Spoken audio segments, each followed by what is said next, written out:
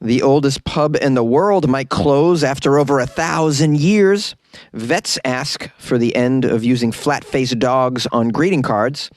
And Major League Baseball is going to stop testing players for steroids. These are the weird stories for Tuesday on Weird AF News, the only daily weird news podcast hosted by a comedian inside a closet. There it is. The oldest pub in Britain is going to close after over 1,000 years of service. Ye Old Fighting Cocks in St. Albans is a pub that dates back to the year 793, making it just 1,221 years old. It may have welcomed a Viking or two in its walls, and it's survived plagues, civil and world wars, and countless new builds around it. The pub is even thought to have housed Oliver Cromwell for an overnight stay. But after struggling for 2 years during the pandemic, Ye Old Fighting Cocks pub is closing its doors. And if you happen to be new to the Weird AF News podcast, you might realize this is not my real voice. This is the one I do when I'm trying to channel Attenborough, what's his name? From the Nature Show? Oh, yes. A majestic fighting cock, as you can see. It's poured its last pint. I'm afraid it's going to go the way of the woolly mammoth into extinction forever and all times. This is a major tragedy. This is a piece of history, a historic landmark. But there's a chance that the pub will not have to close for good. Oh, phew! Thank goodness. They're hoping to find a new owner for this historic site. Anybody live over there? Have some extra spending cash? Come on, buy the cock. Keep it open, man. Keep the cock open. This thing's official, man. It's named as the oldest pub in Britain by the Guinness Book of World Records. It's recognized. The claim has been disputed, though. As the story goes, the pub's foundations were once part of the Palace of Offa, king of the Mercians, and reportedly built in 793. Historical records trace the building back to the 11th century, and the public house has had its current name since at least 1872. I went and looked up the oldest pubs in the world because I was curious. What's the listing say? And we have, at number 10, a pub in Belgium called Herberg Vlissing? Established in 1515, still active. Then we have Al Brindisi in Italy, founded in 1435, still active. Old Italian joint. Says they're the oldest wine bar in the world, by the way. Galileo was rumored to frequent this wine bar. Then we have Braunhaus Sion in Cologne, Germany, founded in 1318, still active as well. Can hold over 600 guests and was bombed at one time. Then we have Kittler's Inn, founded 1263 in Kilkenny, Ireland. Says here, the founder was the first person condemned for witchcraft. Fascinating. Fascinating. Then we have Ye Old Man and Scythe, founded in 1251 in Bolton, UK. Still active. And it says this was founded on the later site of James Stanley's execution, one of the oldest public houses in the UK. Okay, then the Brazen Head in Dublin, founded 1198, still active. Oh boy, this would be cool to go there. Robin Hood allegedly drank at this spot. How about that? Other people who have drank here, James Joyce, Jonathan Swift. Oh, we're talking heavyweights of the world of prose. Van Morrison, Michael Collins, even Garth Brooks. Oh. Then we have Ye Old Trip to Jerusalem in Nottingham, UK, founded 1189. Most of these are in the UK. You guys have a drinking problem, I think. This thing was allegedly founded right when the Third Crusade began. Then there's Gasthaus zum Reisen in Miltenberg, Germany, established 1150. Still active. Wow, this building looks tremendous. Looks like a gingerbread house. Oldest pub in Germany. Was visited by the royal family and Napoleon. How about that? Then the Bingley Arms, founded in 953 in Bardsey in the UK, still active. This is the oldest pub located in the British Isles, it says. Vikings would have been able to come here. Features alcohol that comes from all over the world. Okay. Then Sean's Bar. Sean, just someone named Sean. Sean's Bar, founded in 1900, Athlone, Ireland, still active. And says could very well be the oldest standing pub in the world. Says the oldest pub in Europe. Holds records of all the pub's historical owners. Okay, this is what they're saying is the oldest one. This one, they're not even mentioning the cock, ye old fighting cock that I have in this story. Oh, this is alarming. Okay, a second article for oldest pubs in the world. Again, Sean's Bar makes the top of the list. Unbelievable. Okay, all right. I don't know about this ye old fighting cock then. Obviously, the record is disputed, I'd say, but Guinness recognizes it. I don't know. Either way, it's a very old establishment, and they're looking for an owner, and you just want to own a bar that has a cool title. That'd be pretty sweet. I'd love to be a bar owner, although it'd probably be a disaster for my life. I don't know if I'd survive a year as a bar owner. I really don't. But I will tell you this, every night would be comedy night at my bar, for damn sure. Veterinarians call for the end of using flat-faced dogs on greeting cards. Greeting card designers are being asked to stop using pugs and other flat-faced dogs on their cards. The British Veterinary Association has written to the Greeting Card Association and card retailers, including Paper Chase, Funky Pigeon, and Scribbler, asking a call to action, reigniting a call to action that it made 4 years ago to ban images of flat-faced dogs on greeting cards. Very confused as to why this would be. They have a hashtag campaign, Hugs Not Pugs. It's aimed at curbing a worrying demand for flat-faced pets. The Veterinary Association believes using images of these dogs on cards and gifts is normalizing these breeds with their short noses and big eyes, which actually cause pain for the animal and prove costly for the owner to treat. Now, this association first made this request in 2018 with a Breed to Breathe campaign. The BVA said there had still been no real change after that, and a look at Valentine's Day cards in the shops this year throws a similar array of animals bred for, quote, cute looks, they say. Yeah, these dogs are very cute with the little flat faces, the little pug faces. I like them little pugs. Very nice, cute little... Now, but apparently this is not... this sort of face is harmful to the dog. But these dogs exist already, right? I mean, the dogs aren't going away. But I suppose by putting them on cards, it creates a sort of a market for them, a demand for them. And the Veterinary Association wants to actually go the other way. They want fewer of these dogs as pets. The BVA's president, Justine, says flat-faced dogs like pugs and French bulldogs and long low breeds like dachshunds. Did I say that correctly? I'm the president. I should pronounce that correctly. I think it's dachshunds. They continue to remain popular on these greeting cards and gifts this Valentine's Day, even 4 years after we started the Breed to Breathe campaign. These animals add a very cute appeal to merchandise, but their looks mask a litany of potential health and welfare problems. Valentine's Day is a day for showing love, so giving a gift or a card showing an animal that can suffer because of how it has been bred is not the right message to give a loved one, I don't think. This is why we're asking everyone to choose hugs and not pugs to show your love this year. Give someone a hug, not a pug. Some card retailers and associations engaged with us when we wrote to them back in 2018, but sadly we have yet to see any real change. While stock for this year is already in the shops, the cards we see, we hope that card retailers will work with us to reduce the visibility and hopefully the popularity of these breeds in the future. Well, good luck with that. I mean, these dogs are too damn cute, and if you're going to attack anybody on this matter, go after these influencers that have the French bulldogs. I covered an article about it before. Remember, I was talking about how those dogs are always having asthma attacks right in front of you. It's very alarming. Those dogs, they're always just wheezing away. I feel so terrible for them. Apparently, this is because of the way they're bred, and the Veterinary Association is trying to curb the demand for these things. But greeting cards, really? Is this the way to go? I don't know.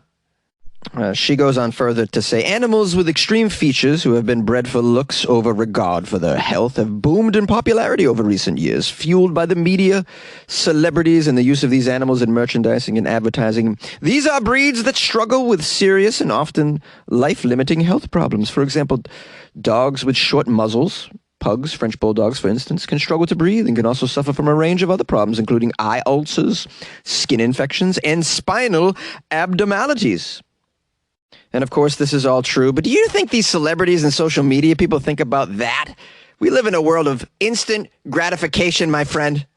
So what if the dog only lives 9 years? They're not thinking about that. They're thinking about how the dog looks on their Instagram right now, today. How many followers it gets on their TikTok right now, today. Yeah, the dog can't breathe and doesn't sleep very well. It seems like it has sleep apnea. Nah, no matter.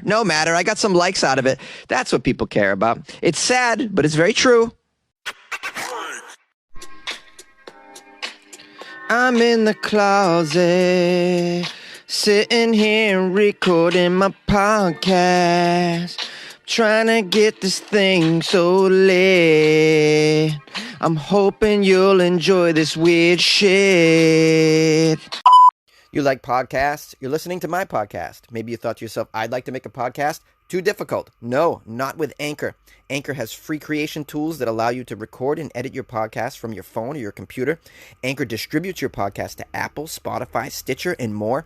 They have advertising integration, so you can even make a little money off your podcast. Everything you need to make a podcast in one place. Download the free Anchor app or go to anchor.fm to get started. And good luck with your podcast. Good luck with your creation. Good luck with your life, man. Major League Baseball stops testing players for steroids. Major League Baseball is ceasing testing players for steroids and performance-enhancing drugs for the first time in nearly 20 years due to the expiration of the sports drug agreement. I didn't even know we were going to have a baseball season. But if we do, a lot more home runs, it sounds like. Oh, yeah. The halt in testing is a casualty of the sports lockout that began December 2nd. In a provision in the joint drug agreement between MLB and the Players Association that states the termination date and time of the program shall be December 1st, 2021. Here's a quote from someone named Travis. He's a member of the anti-doping agency. He's no fun, Travis. Travis doesn't like any doping. Travis doesn't realize that more doping equals more offense. And that's what we really like in America, don't we, guys? More offense, more offense. That's why we can't stand soccer. These 1-0 scores. Get out of here. Give them steroids. I want a 14-12 score. Hey! Here's a quote from Travis, who's no fun. No fun Travis says, "It should be a major concern to all those who value fair play. Fair play. We want fair play." No, we don't, Travis. We want homers. All right? There's no mystery why, when Barry Bonds was smashing 70 dingers that we were all riveted. That season where McGuire and Sosa went back-to-back chasing Babe Ruth's record the first time. Tremendous. Travis, you have no idea what we want. You think you do, but you don't. Travis keeps complaining. You would have hoped that we've been able to figure this out. So when we do get back to work, we don't have questions about individual players and their size and their speed and their home run numbers, whatever it is. People are going to call that into question. No, we're not. We're going to enjoy it, Travis. I want bigger, faster, stronger. That's what I want. Entertainment. This is entertainment after all, isn't it, Travis? It's entertainment. Here's a little MLB history for you. The first joint drug agreement in baseball occurred in 2002, began testing in 2003. Urine testing for PEDs with penalties for violations began in 2004 under a series of repeatedly tightened drug agreements. Testing for banned amphetamines began in 2006. And in 2012, blood testing for HGH began, though it was suspended last year due to the pandemic. In December 2007, Senate Majority Leader George Mitchell issued a Mitchell Report, very famous. It was commissioned by the MLB that implicated 85 players using performance-enhancing drugs, including many All-Stars and MVPs. Many, of course, denied the allegations. Prominent players suspended during the drug program back then include Rafael Palmeiro, also A-Rod, as you know. And we've seen it affect the denial of the Hall of Fame for people like Roger Clemens and Barry Bonds. Yeah, let them in. Let them all in. Who cares? They were facing people who were also on PEDs. It's the best players of that era. It has to be. You got to let them in. This is just my opinion. And I'm okay with performance-enhancing drugs as well. I just am in my sports. It's no problem. But Jonesy, what about the health of the players? What about all that? Hey, man, you got to know what you're getting into when you agree to it. There's a price to be paid to get that much money to play a game. Yeah? So if you let everybody know ahead of time, hey, you can take these performance-enhancing chemicals, but there are long-term effects. Here's the workbook. Here's a YouTube video. Read about it. Watch it. Yeah? Then you wash your hands of the matter. And then you see upper-level sports performance. Why not? You think these tickets are cheap to go to the Dodgers game out here? Are you out of your mind? What it costs to see a football game? Man, I want to see people chucked into the stands. I want to see someone score a touchdown and then pick up an opposing player and spike the player, not the ball. I just want to see that. Yeah, I want to see wrestling mixed with football. You don't think those wrestlers are all steroided out? Look at them. It's very entertaining, isn't it? But Jonesy, what about the children that want to choose professional sports as their career or their profession? Well, you just tell them the deal. You tell them the risks involved. It's not like they don't know. Your life could be over from an injury as well when you play these professional sports. You could break your spine and never walk again. All right. There's many different hazards. And with any other hazardous profession, you got to think about that. You got to weigh that in your life before you decide to devote yourself to that career, whether it's, I don't know, flying a plane or being in the military or being a woman of the night. You know, it's more dangerous probably roofing than it is playing professional baseball, I would imagine. Have you ever seen those guys that hang on the side of a skyscraper and clean those windows? Like, tell me that's not more dangerous than professional football, all right? There's hazards to professions. You got to obviously give them the information up front, and then people make their own choices in life. All for entertainment, though, right, guys? Who's with me? Call the show, 646-450-2012.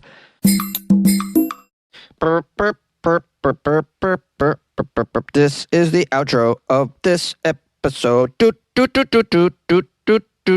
And here we go. I want to thank everybody who called the show. I'm going to publish phone calls after this. If you would like to express yourself, 646-450-2012 is the number. You know that. You can also email me, funnyjones@gmail.com. Please send articles if you come across them. Please have them be recent. Thank you. What else? When you're leaving a message, by the way, please, no F-bombs. Thank you. Appreciate that. Think about the children. What else? If you'd like to support the show, tell a friend about Weird AF News. That's a great way to support the show. People are always talking about the podcasts that they're listening to. Most people listen to crime, serial killer type podcasts, which I have no interest in. But people seem to enjoy these because they're very twisted individuals, I think. I don't know. What is the allure to serial killers in the culture now? It's just very strange to me. But okay. Hey, whatever you like, I guess. But why not like weird news? That's pretty cool. So maybe refer that to a friend. Hey, here's one you should check out, Weird AF News. You can listen to it on any podcast player, by the way. Any of them, even YouTube. You can listen to it on YouTube. That's right.